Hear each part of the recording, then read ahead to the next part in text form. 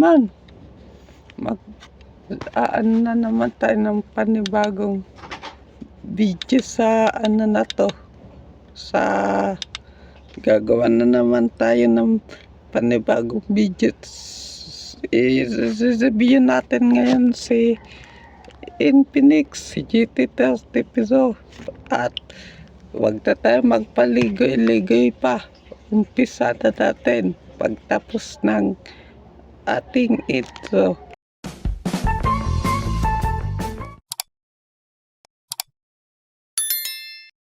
Nga pala no, sa ano na tayo, wag na tayo wala lang tanong-tanong sa design at build muna tayo.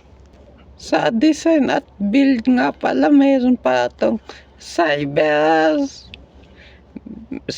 mechanical design with GT trigger. Alam niyang GT trigger yung nasa ano, parang gaming console na, kasi pag ano niya, yung may pindutan sa ano yon, pag binili niya yun, may kasama na siyang bundle na GT cooler, tapos yung case, yung parang pag dinikit mo para mag-safe yung ano niya, kaya ganun mag-safe. Pag gorgeous ka pala na yung gaming cooler din natin, ano, dalawa pala yung ano niya, 2-in-1. Yung ano, pag inano mo sa GT30 Pro natin, yung ano, yung game cooler natin, magcha-charge na siya bigla. Tapos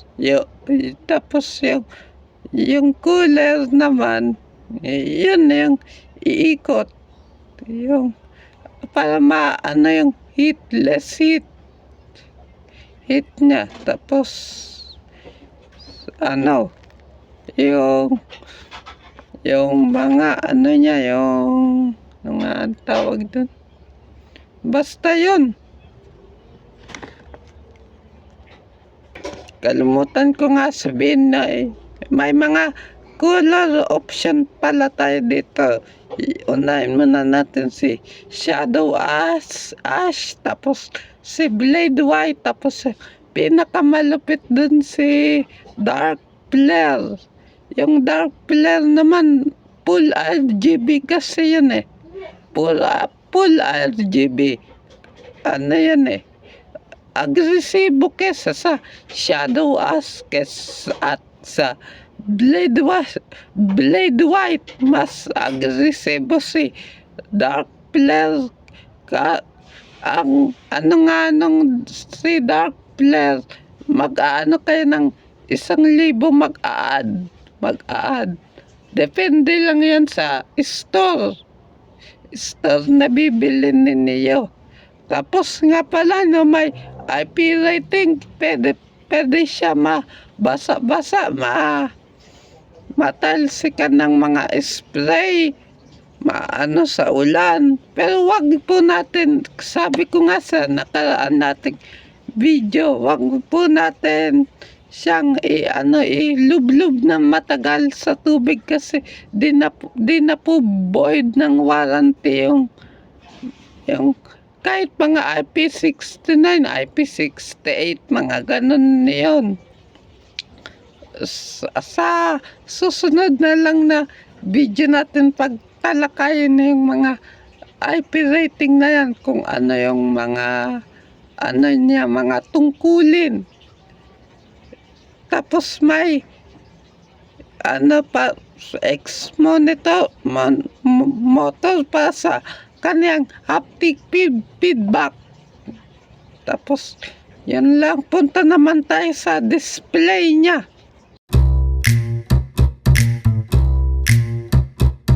Yun nga na sa display naman, meron po siyang 6.8 AMOLED 1.5K resolution up to 12 to by 24 pixel to 2720 resolution. Meron po siyang 144 Hz refresh rate. Ang ibig sabihin nito ng 144 Hz ay kung ilang beses pa siyang uulit ng refresh, kunwari sa mga social media account, mga Facebook, mga TikTok, etc. Tapos may 1,000, may 2060 Hz instant sampling rate. Tapos may good news is kung sa mga naglalaro kayo sa labas, may 400 presyo 400 500 5 nits. Tapos may maganda din tong may Corning Gorilla Glass 7 ay na tayo sa ibig sabihin pag nahulog yung di niya yan yung screen, pero para hindi na po tayo makampante, bibili na lang tayo ng extra glass protector para maproteksyonan ang ating mga screen, no? Wag po tayong makampante. So, saan naman tayo sa performance? Powered to ng Mediatek 8350 na Zebrand na Dimensity 8350 Ultimate na 4 nanometer na Zebrand Red lang mula sa Dimensity 8300 na pinalitan lang, pinabango lang yung pangalan na para pumatok ito. Tapos may octa-core CPU up to 3.3 GHz at sa GPU nakamali G615 MC6 na GPU sa RAM up to 12 gigs plus 12 extended storage. Hindi po to yung 12 gig lang po talaga yung laman, siguro po sa lang to. Yan, 512 gigabyte to. Ang ibig pag dinagdagan nyo ng sa extended RAM, po to, up to 24 gig po yung makukuha dito. 12 plus 12 is 24 po. Kaya 24 5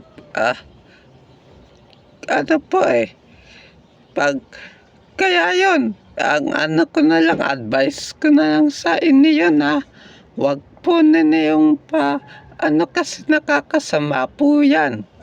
May na po yung performance at baka yan sa performance. Ang babagay po dyan is extended para sa multitasking, mga social media, kung ano man ang ginagawa niya, productivity. Yan, pwede yan. Pero pag sa games, hindi po yan pwede. Pwede yung extend ng up to 24 gig. Sa OS naman is yan, pag-usapan muna natin ng storage. Sa storage, may up to 512 gigs UFS 4.0. Sa OS may Android 115 with XOS 15 out of the box. Dito naman po tayo sa camera niya.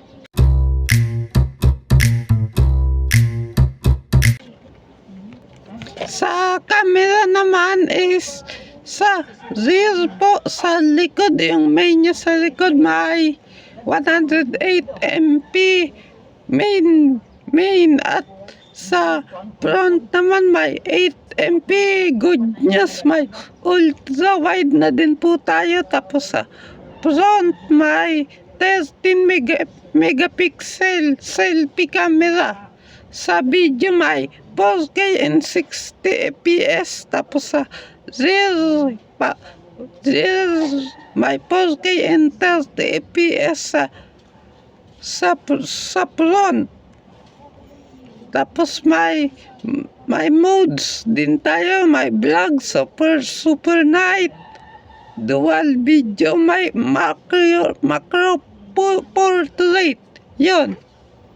Sa game, sa pinaka, dito naman tayo sa mga gaming features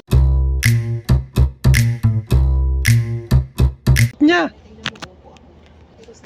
Sa ano naman, may GT3 gas. Ang tawag po dito kung capacitive shooter buttons po para sa katulad to sa mga Nintendo Switch, yung sa taas sa mga PSP, yung may pinipindot sa sa upper right, tapos sa left. Ganon na yun. Tapos may all day FPS na dito. Ibig sabihin, lahat po 100 sinusuportan po lang lahat ng laro ng 144 Hz or 120 Hz kung na-unlock lang. Pero po sa mga fantasy games like WoW and Genshin Impact, tapos WoW range, asahan ninyo na bababa yan sa mga 60 FPS o kaya mga 40 FPS siguro. Tapos may, yun na nga yung sinasabi ko, may MagSafe cooler na tayo plus case pati sa lahat ng pati sa mga standard na Infinix, siguro mga post 10K, mga ganon. Pag sa gaming edition naman, Master Gaming Edition, kasama na po yan. Yung lang po, yung bibili ninyo pag umano na kayo sa standard version, na lang kayo ng 1,000 doon pag standard yung binili ninyo. Tapos yun nga hindi na kailangan gumamit ng gaming cooler. May 3D vapor chamber na din tayo para sa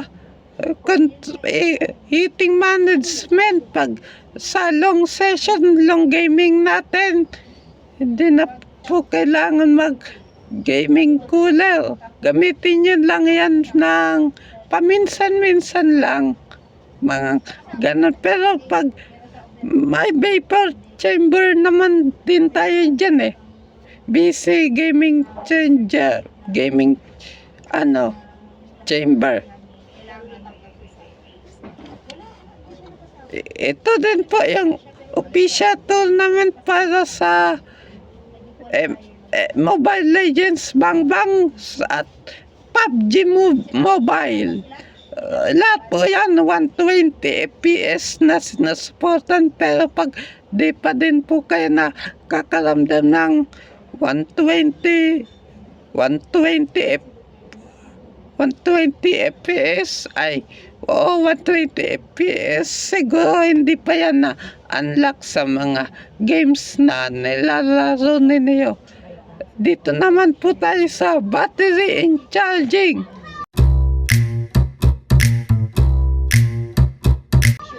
Dito naman sa battery and charging natin, meron po tayo 5,500 milliamp hour battery na may wired charging up to 45 watts. Wireless charging yung nasa likod na pwede niyong italikod yung dalawang cellphone. May reverse charging tayo na wired 10 watts. At wireless naman 5 watts. Yung 5 watts po pwede po yan yung mga accessories natin like headset, headphone. Tapos yung mga another accessories po natin na compatible po sa smartphone na yan. Dito naman po tayo sa connectivity niya, tapos sa extras.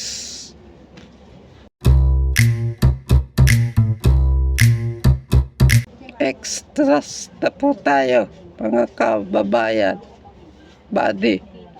Ito may po siya 5.5, 5G, 4G, 3G, tapos 2G. May Wi-Fi 6 na po tayo. May Bluetooth 5.4, NFC, FM radio, USB-C, OTG, at dual nano SIM.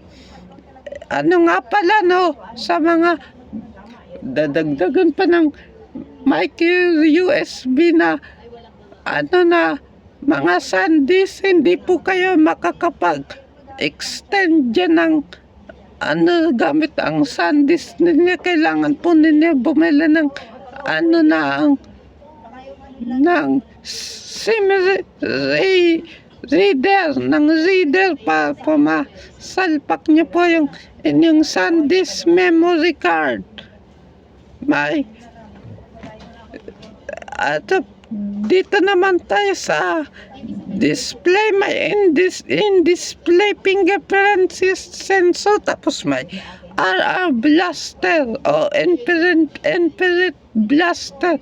Ang RR blaster po ay pwede nyo na pong gawing remote ang phone natin.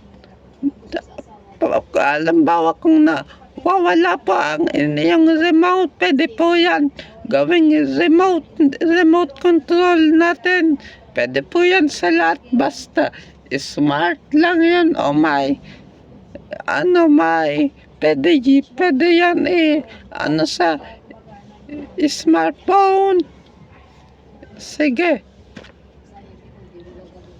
dito naman po tayo sa pros and cons ng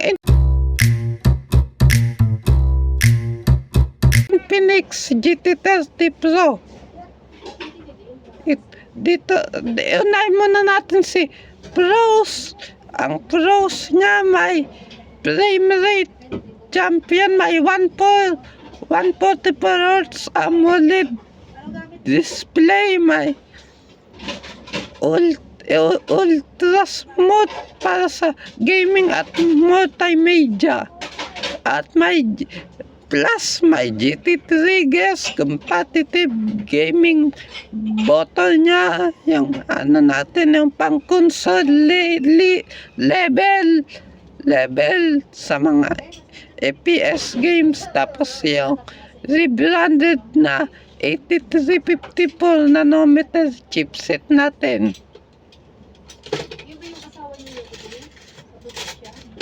Tapos sa high performance chipset natin ay ideally ito sa mga nagmo-multitask at gaming, at may MagSafe na din tayo. May wireless cooling support, may rare Bluetooth sa price range. Na po tayo dyan, ayos na ayos po tayo dyan sa long gaming session. May stereo speakers tuned by JBL. Maganda po yan sa price niya. May JBL na din tayo tapos may pa ba dito? Tapos may high-res audio pa, immersive sound, massive, may 5,000 milliamp hours, long-lasting 45 watts kung hindi naman tayo maarte sa charging.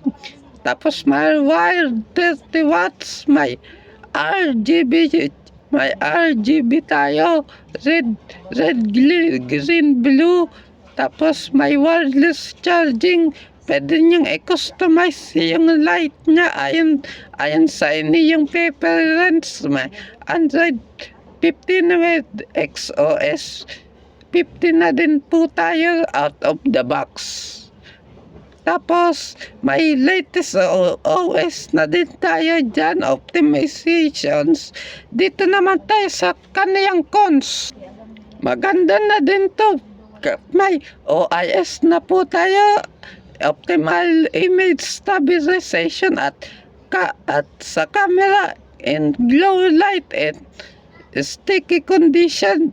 Well, ang cons natin ay wala pong 3.5mm headphone jack, pero po good news, makakabili din po tayo ng jack na compatible sa lahat ng smartphone na walang jack.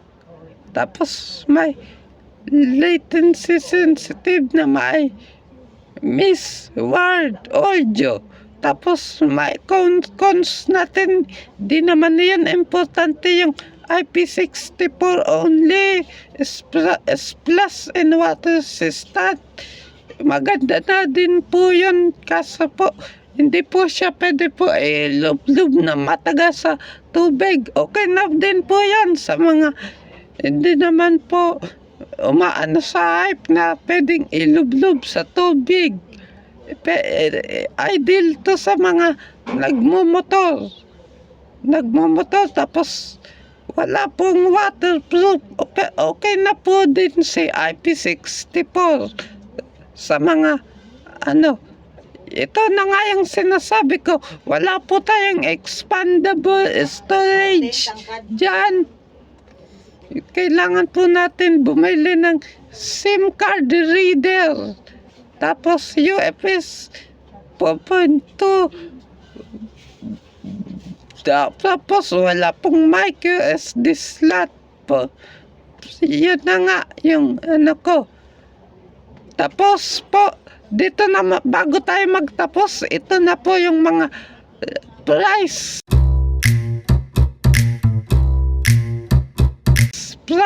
sa base sa aking depende po yan sa sa layo, sa kung saan kayo bibili na shop, sa mall o sa online shopping ba. Ito na po yung ating list. Unahin na po natin sa online. Sa online naman, meron tayong 12 GB of RAM at 12 gig. Ang presyo nito ay 14,000 at sa naman sa higher variant ay 15,000. Tapos sa yung naman nila is pag dark flare ang pinili ninyo, merong 12 gigs at plus 512 GB ay 16,000 hanggang 17,000. 17,000 yan po, depende lang po sa yung lugar, lokasyon, kung saan kayo bibili, yung presyo na yan. Kaya Kaya ninyo, pero po pag may promo, ngayon nga, malapit na December, may promo na naman yata sila. Bababa po yan. Bababa yung mga presyo. Mga presyo na yan. So